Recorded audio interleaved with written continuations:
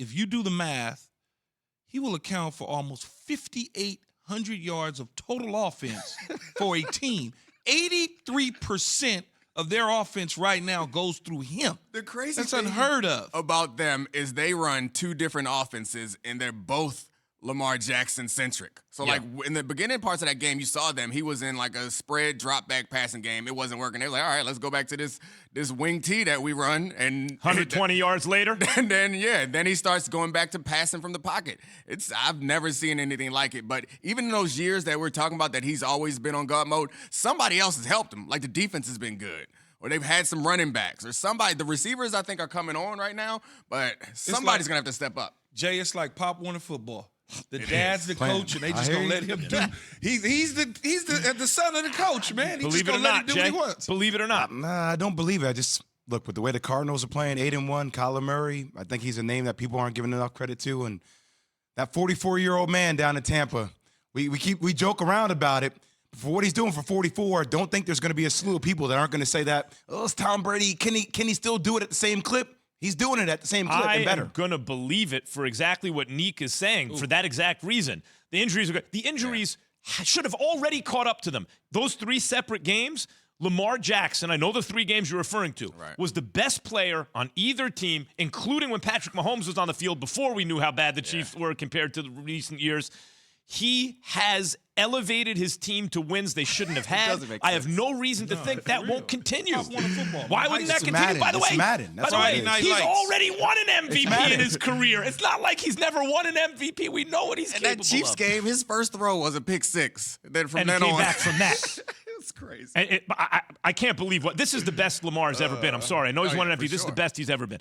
To me, I know how this is going to end. And the same way it ended last year. Like, I figured they could be a good regular season team. Tomlin is very competitive. Roethlisberger understands things. But they're not going anywhere in the playoffs, really. They can't. No, man. You can't. Once you get in, you just never know. In the way the AFC looks right now, I agree with you. I wouldn't bet on them. No, I'm not going to bet, but you just never know. And the way, like, teams just come up bad. Like, they already beat the Bills once, and then the Bills is, I think, the team that we think is most talented in the AFC right now. And you saw what happened to them last week. So what's the upside? The Steelers win a playoff game? See, I get what you're saying. Right. Yeah. I get what you're saying, Max, but having been in the playoffs, you just never know. And the offensive line is getting better. They're running the ball a little bit better. I certainly wouldn't bet on them, but with the way the AFC looks all it takes is for a Domonique Foxworth to get a pick 6 and go back, and then all of a sudden it's 10-13, and you're going. You keep the score low. If you keep the score low, any team could win. Young Tom Brady. And not young Tom Brady going to win Super Bowl. Style in which they are trying to develop him. Which is, hey, I don't need you to throw the ball more than 15 yards. Let's just do that and don't turn it over. Totally agree. Do you guys think he could reciprocate that style in Kyle Shanahan's offense? Mac Jones? Yes. Yes, I do. Yeah, he'd have been a good fit in Kyle Shanahan's offense. Yeah. If they would have taken care of him, sure. I think he would have been because that's basically what Jimmy G is doing. Yeah. It's the same sort of kind of thing. He's a younger Jimmy G was a better I'm just curious because, and I'm with you guys on this, but just hearing it and being devil's advocate to it, because, he's the best quarterback, but it's byproduct of his system. You can say that's the same for a lot of players. Like, the system I got inserted into. It's a product of the situation, which is different. Because you're not asking him to do a lot. Right, yeah. Check down things. And the same thing is true in San Francisco. I don't think they asked Jimmy G to do a lot. They asked him to do. The problem with San Francisco is not Jimmy G. Yeah. Regardless to what people say. It's the dude on the sideline who's the head coach. People don't want to say that because for whatever reason, it's like taboo if you dare talk negative about Kyle Shanahan. He's the man's a genius. Greatest genius coaches of all times. Are you out of your mind?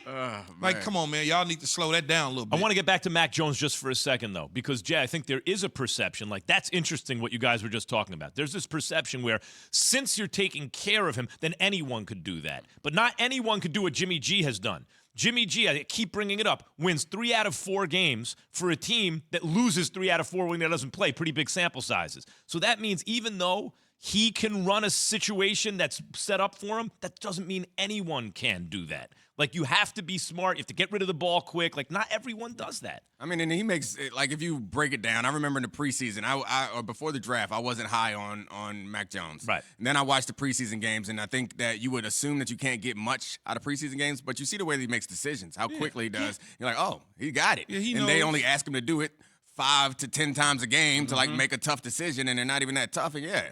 as he Horses for courses. Yeah. He's making the right choices. You know how they say LeBron make the right pass and all that? man, yeah. He's doing what he's supposed to do. They say throw it to Neek because he's right there. He throws it to Neek. He doesn't try to throw it way over there to somebody he can't get it to. And then little by little, quarterbacks like that, if they reach the next level, are given more responsibility, and if they can handle it, Build then they that get confidence. weapons, and then they either turn out great or not, but we find out. Oh, you're saying that's the right way to groom a rookie quarterback? Yes, that's what no you're doubt. trying to sell me on.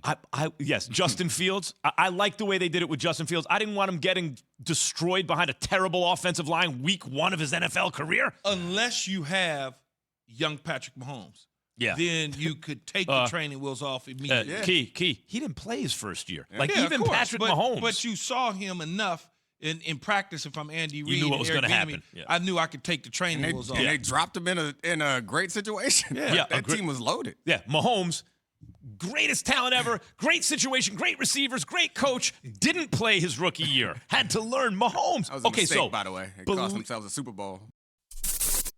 thanks for watching ESPN on YouTube. For live streaming sports and premium content, subscribe to ESPN Plus.